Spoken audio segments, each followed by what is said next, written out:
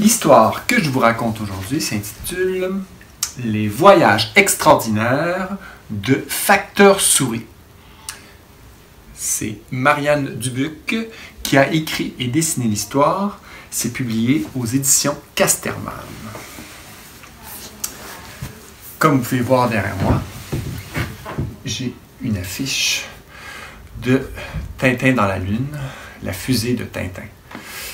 Dans l'histoire de Facteur Souris, lui aussi, il utilise une fusée pour aller livrer ses colis et ses enveloppes. Une nouvelle tournée commence pour Facteur Souris. Son chariot bien chargé, il prend sa fusée pour livrer ses colis. « Bon voyage, Monsieur Souris », dit gaiement son voisin, Monsieur Ours.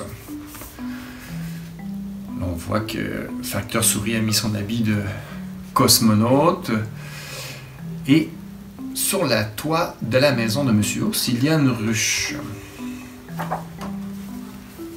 Premier arrêt, sur la planète XYZ.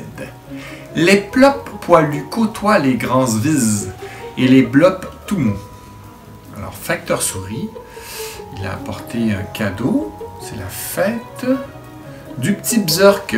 Le colis est livré juste à temps pour l'anniversaire du petit Bzurk. Il y a une chandelle de 6 ans sur son gâteau. C'est vraiment un monde étrange où il y a des soucoupes volantes, des êtres avec 3, 5, un œil. Et on semble être sur une autre planète. Suivant. Facteur Souris s'arrête ensuite au pays des bonbons. Pour un gourmand comme lui, c'est fantastique.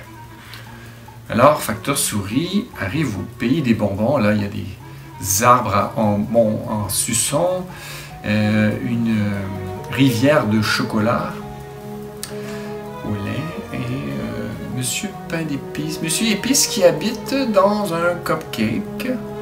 Et qu'est-ce qu'il lui livre? Il dit « Bonjour, Monsieur Épice, voici votre dentifrice. » Alors, il ne faut pas oublier de se brosser les dents si on a mangé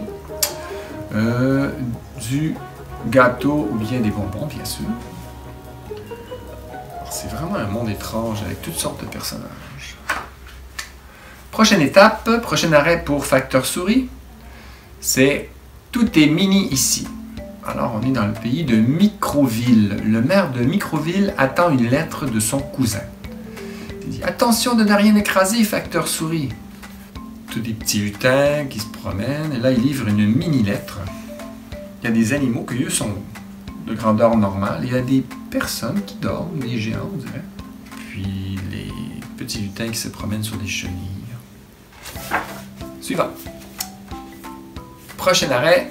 Après les mini, voici les maxi. Décidément, cette tournée est bien étrange. Une méga lettre pour Monsieur Grand. Oh, is, souffle Facteur Souris. Réussit à livrer une immense lettre. Et dans ce pays-là, tout est grand, même les insectes. Il y a des lutins qui conduisent une fourmi. Prochain arrêt, c'est le monde sous-marin. Il y a de l'action chez les sirènes. Sans hésiter, Facteur Souris plonge pour livrer ses paquets. Qu'est-ce qu'il livre, Facteur Souris? Des bananes. Alors, il y a toutes sortes de sirènes dans ce monde-là. Il est venu dans un canot pneumatique, c'est-à-dire un canot gonflé.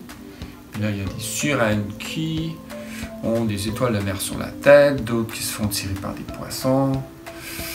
Et d'autres qui se reposent dans les coquillages. Puis il y a même une sirène qui est déguisée en petit chaperon rouge.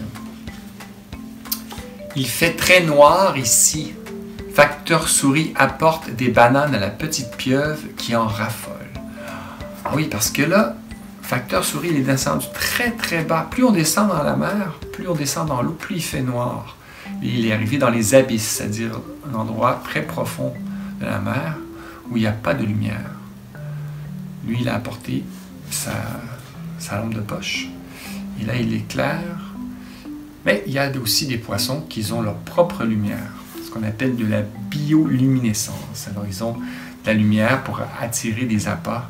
C'est des poissons qui ont des formes étranges et des grandes dents. Et là, la petite pieuvre qui dit « Oui, par ici !» s'écrie une petite voix au fond des abysses. Comme je disais, les abysses, c'est les profondeurs de la mer. Ou les profondeurs d'une grotte. Prochain arrêt. L'incroyable tournée se poursuit au pays des monstres.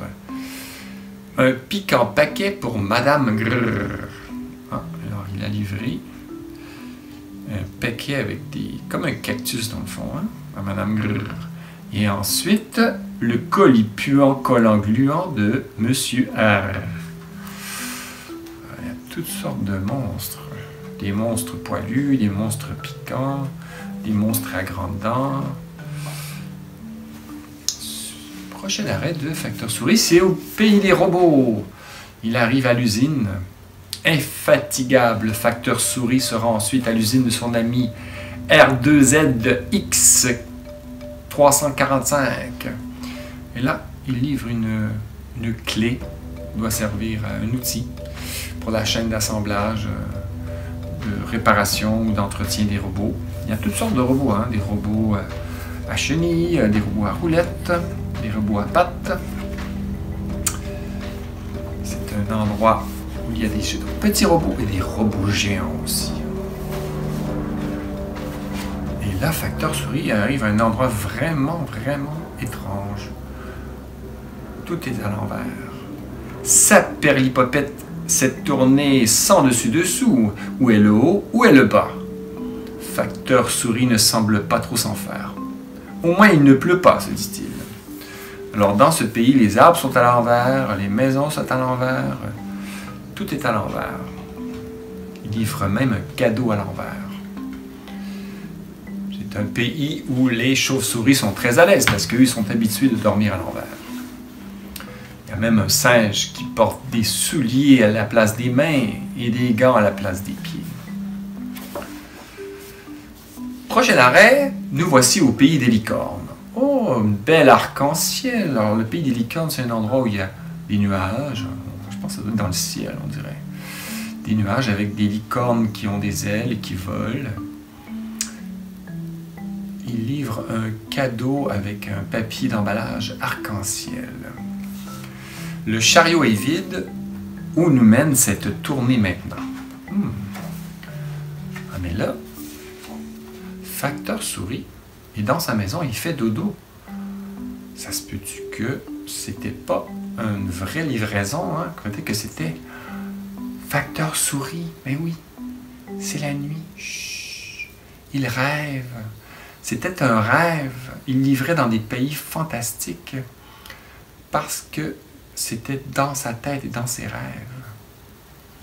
Et voilà, c'était l'histoire de Facteur Souris, le voyage extraordinaire. Je voulais vous dire qu'il y a des mondes extraordinaires qu'on peut visiter. Il y a l'espace, bien sûr. Je ne sais pas si tu rêves, toi, d'aller un jour dans l'espace. Ça va te prendre une fusée, un scaphandre, je veux dire, un habit de cosmonaute parce qu'il n'y a pas d'air dans l'espace. Donc, ça prend. Il faut que tu apportes ton air avec toi. Ou peut-être que plus facile d'accès, peut-être que tu vas mettre ton masque de plongée pour aller visiter des mondes sous-marins. Ou bien faire du parachute pour aller dans les nuages. Mais je te souhaite d'explorer aussi dans tes rêves. Tous les mondes sont possibles.